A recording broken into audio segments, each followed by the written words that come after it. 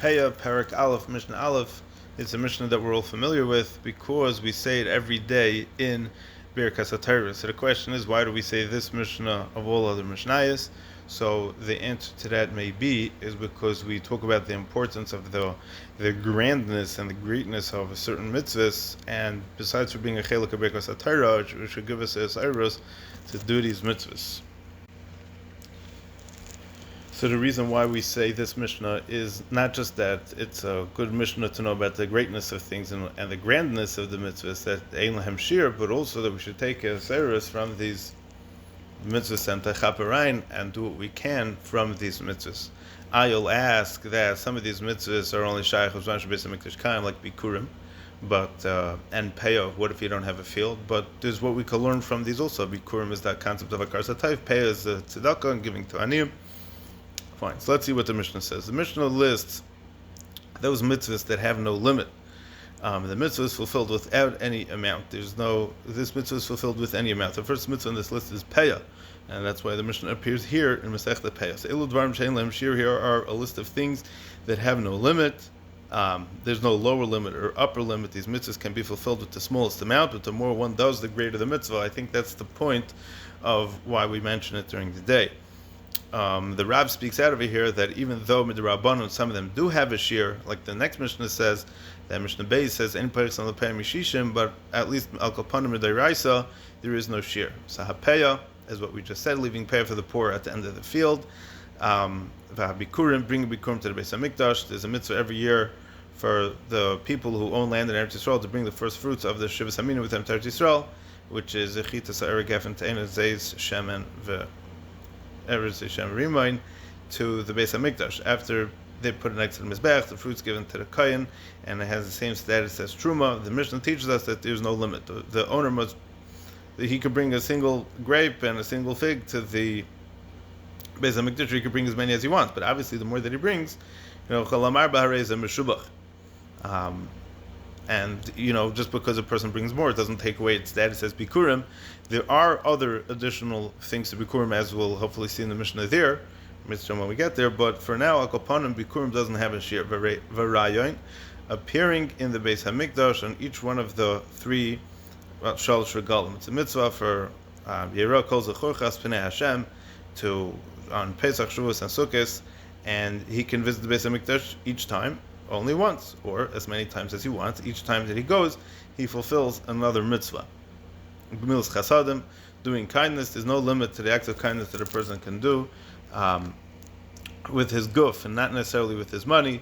Visiting the sick or kvura. Every time is a mitzvah. The more one does, the greater is the mitzvah. However, when it comes to kindness, a person does with his money, such as pidyon shvuyim or giving to aniyim or food to aniyim, there is an upper limit, which is a takanas chachamim. Person should not spend more than a fifth of his assets on the mitzvah of tzedakah. Our Mishnah, which discusses those things that have no limit midiraisa, might refer to kindness that one does with his money as well. And Talmud Torah, there's no limit for learning Torah. Obviously, we know about that because it says v'gisa b'yom v'layla. And as the Gemara Menachah says, that if you find the time, he asked Shal ben Dama ben Achayis Shal Bishmael, as Rabbi Shmuel, can he learn Chachma Yavanis? So he told him, if you find me a time she'einu yom ve'einu laila, then you could learn Torah. Then you can learn Yavanis. But other than that, a person is mechuyev to learn Torah. So Elu Dvarim she'adam eichel perseim b'elam hazeh. These are things that a person eats their fruits in this world. What does it mean that he eats the fruits in this world? It means that he benefits from them in this world. These mitzvahs have a specific segula to it, that he's going to be nene and reap the rewards in this world. While the principle, the basic reward, remains complete for him in Olam Haba. Keep it of aim. Pasuk says, honoring a father and a mother. Gemilas chasadim, as we explained previously, there's many different types of gemilas chasadim. Hava shalom ben adam lachaver, bringing about peace between one person and another, which could include siblings, which could include between parents, which could include between a husband and wife, it could be between two random people. V'talmud Torah connected kulam, and learning Torah is equal to all of them. As we know from the Vilna Gaon, that every single word, every single letter in Torah is its own mitzvah, and Talmud Torah is connected kulam, is shakol connected kulam. It's equal to everything. That kol chafatzechad la yishvuva. There's nothing that compared to the greatness of even one word of Torah. And if you look in the Yerushalmi and Pei over here, there's big arichos of the Gadlus HaTorah. Okay, Mishnah base. The first Mishnah said that Peah has no limit. Our Mishnah teaches us that even though that this is the halacha midaraisa, the Chachamim did set a minimum requirements for Peah. Ein person lepeah mishishim.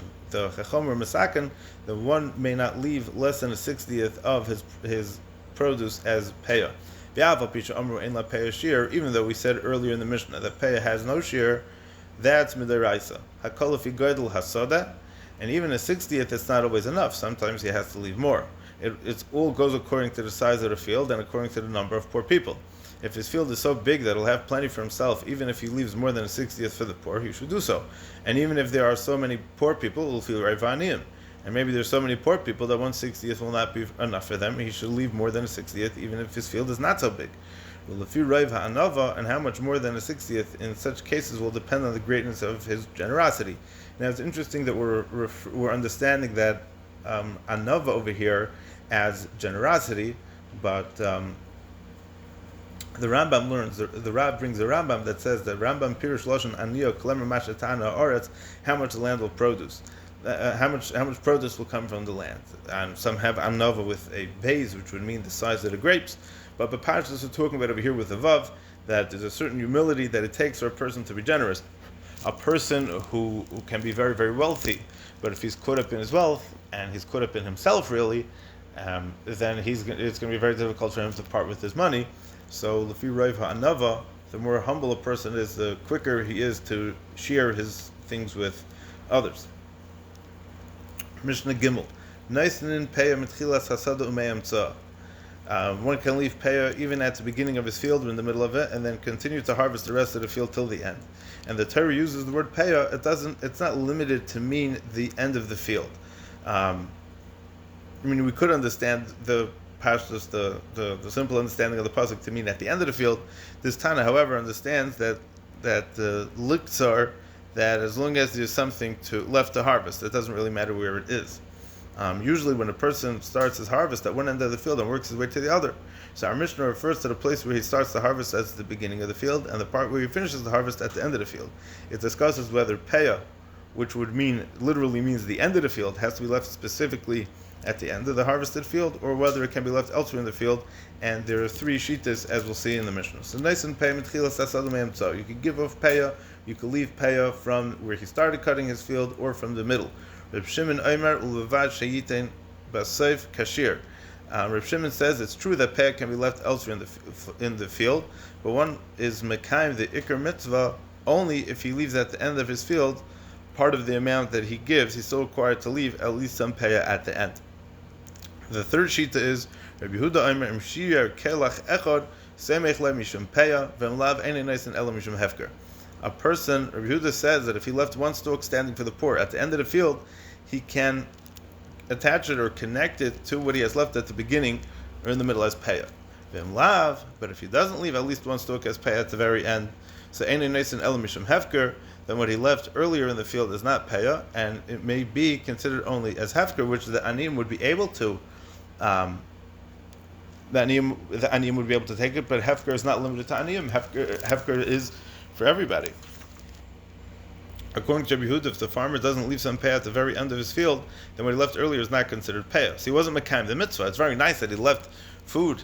There's tzedakah, like we said, a person could give tzedakah with money, right? But he's still not being mekayim the mitzvah of Peah. It's a big chesed maybe that he's leaving some parts of his field for aniyim, but the main point of Peah is to leave part of his field of the standing stalks of the kama for the aniyim. So if he's making it hefker, then he's not being a candidate of Peah, although he may be doing some kind of chesed for the aniyim.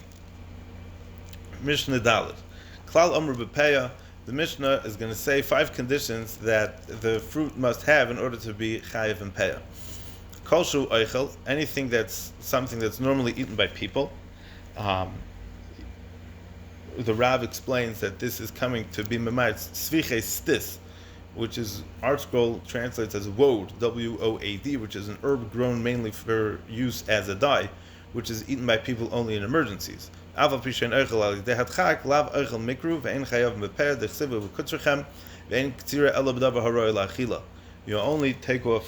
only leave off peah on a produce that's roy lachila, that's normally eaten. Minishmar, and it's protected, which means that it's privately owned, so he doesn't want other people to take it. It's not something that he would leave as hefker. Vigidule min haaretz, and it grows from the ground, as opposed to, let's say, mushrooms. And not only that, but which excludes food such as mushrooms, which are attached to the ground but without roots, because they draw their nourishments from the air and not from the ground. So it's not considered that they grow from the ground. And it's gathered at once. What does that mean? That it means that the entire crop ripens at the same time. So this would exclude figs, because each tree ripens and it's picked at different times. The Gemara Bava Basra speaks at length to describe how a fig tree grows. That it grows very, very quickly, and one pops out, then another one. It doesn't all happen at the same time. And it's brought in for storage as something that you could store. Many types of vegetables, if you store them, they would spoil, so then it wouldn't be considered peah. So again, klal amru bepeah, these are the 5 things. Kol shu eichel, it's normally eaten b'nishmar, it's protected, it's not hefker v'gdula min haaretz, to exclude mushrooms, ukitase ka'achas, it's harvested all at once, machnise l'kiyum, and you can store it. Chayiv bepeah, v'hatvua v'hakitens b'chlal hazeh. Anything that falls under these 5, that has these 5 things in it, then it's chayiv in peah, which includes all types of grains and beans, only if they meet all 5 conditions. Okay. Now, Mishnah Hay is going to discuss which trees are mechuyev in peah. Ube ilan, and among the trees, ha'oig v'charuven, v'ha'goizim, v'ha'shkedim, v'ha'gfanim, v'ha'rimonim, v'ha'zesim, v'ha'tamarim, chayavim bepeah. Oig is sumac, oig with an aleph, not with an ayin, not to be confused with oig melech habashon. Sumac, charuven are carobs, boxers, agoizim are walnuts, shkedim are almonds, gfanim are grapes, rimonim are pomegranates, zesim are olives, tamarim are dates. They're all chayiv and peah. These 8 trees are just examples of trees that have all 5 conditions mentioned in the previous Mishnah. Any other tree that has these conditions is also chayiv. It's interesting that figs are not mentioned in this list, because, as we mentioned before, figs are not obligated in peah because they are missing the condition of being able to be gathered at once. Mishnah Vav.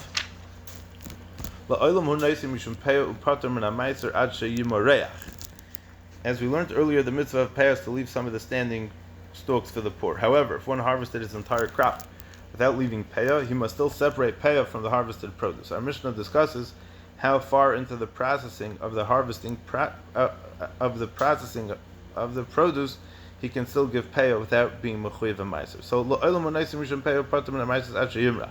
you can always give from peah even after he harvested everything. He's still patur from meiser until he smooths out the pile of produce. Now this is a klal gadol in Hilchos Ra'im, which is going to come up again and again and again. Meruach, meruach, meruach, which means that after they would make the big pile of grain, they would flatten it out. They would smooth out the pile of the produce. But if he gives peah after sheyimareach, after the pile is smooth, so then the peah meiser needs to be taken off. He may give them away. He may give it away as hefker, and it's exempt from meiser until he smooths it out. He may also feed an animal, domestic animal, or a chaya, a wild animal, or birds, and he's patur from meiser until he smooths out the pile. And he may take the fruit that was patur from meisers from the threshing floor and plant it, and it's still patur from meiser until he does meruach. As they zok Rebbe Kiva. And he himself, the owner himself, is also allowed to eat from it. Zok the Rav,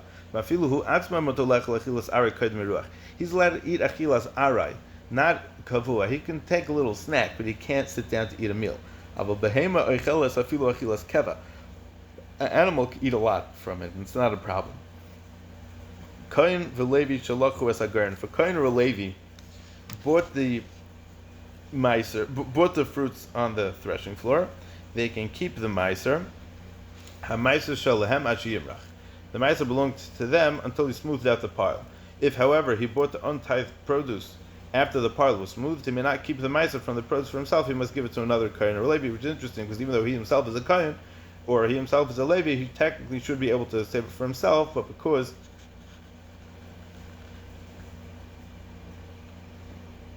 over here, because he bought it, it's a takanas chachamim over here. Why he has to give it away? It's a gzer of the chachamim who are concerned that a kohen or Levi that's rich can buy up all the fruit that no ma'aser was taken off of, and he's not going to leave anything for the poor kohanim and Levim, which is interesting because part of the reason why, by the bracha of Yaakov, by Birkas Yaakov to Shimon and Levi, they weren't going to have a lot of money. They were going to be the Rebbeim and the Dayanim, and the people that are going to be teaching Torah to Klal Yisrael, so they're not going to be able to make so much money. So they have to leave the pairs for them. So hamakdish u'paida, somebody who's makdish his fruits and then he's paida from hektish, chayiv v'maiser ad sheyimrach hagizbar. He's chayiv v'maiser until the gizbar smooths it out. As long as it was redeemed from hektish before he smoothed out the pile. But if it was still hektish when the pile was smoothed out after meruach, even afterwards, it was, if he was paida after meruach, it's going to be chayiv, but otherwise he's going to be, if it's before meruach, then he's going to be pater from meiser.